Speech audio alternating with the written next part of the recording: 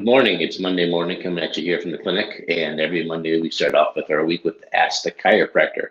So today's Ask the Chiropractor question I've been asked several times is, how long do you hold a stretch? There's this idea that we're supposed to hold a stretch for a number of seconds. And I always find it interesting because if this was true, that means everyone's exactly the same. Because I take care of little kids, I take care of teenage athletes, I take care of teenage non-athletes, I take care of adults, I take care of ice hockey players, professional hockey players, and I take care of senior citizens. And I can't fathom for the life of me why a stretch would only be 20 seconds, the same for a senior citizen as it would be for an ice hockey player versus a child. So let me tell you how my friend Jared taught me how to stretch.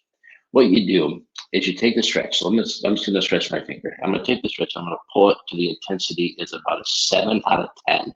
You know, a 10 out of 10 would be awful.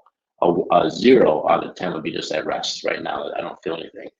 But a 7 out of 10 is a pretty intense stretch. So I'm going to take that till it's about a 7 out of 10.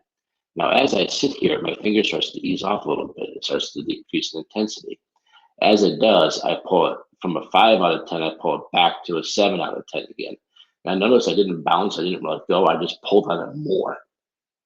So I took it from a 5 out of 10 to a 7 out of 10. Now as I hold it here, now it calms down. Now it's about a 5 out of 10 again, and now I'm done. So that's how you'll do a stretch. So there is no set time for a stretch because we're all very different in how tight our muscles are. So again, to recap, you take the intensity till it's about a 7 out of 10. Again, 0 out of 10 is at rest. 10 out of 10 would be too much. All right, that'd be close to ripping something. So take it to a 7 out of 10. As you sit there, it'll go from a 7 out of 10 to a 5 out of 10 without having to move. It muscle starts to stretch. That's what we're trying to do here. Then as it goes from a 5 out of 10, bring it back to a 7 out of 10 one more time. Again, don't let go, don't bounce, just bring it back to a 7 out of 10.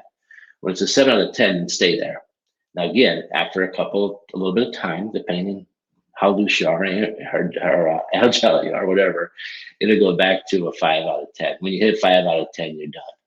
Now let's say you're doing your shoulders. Let's say you're doing your neck stretch. You're doing your leg stretches, your hip stretches.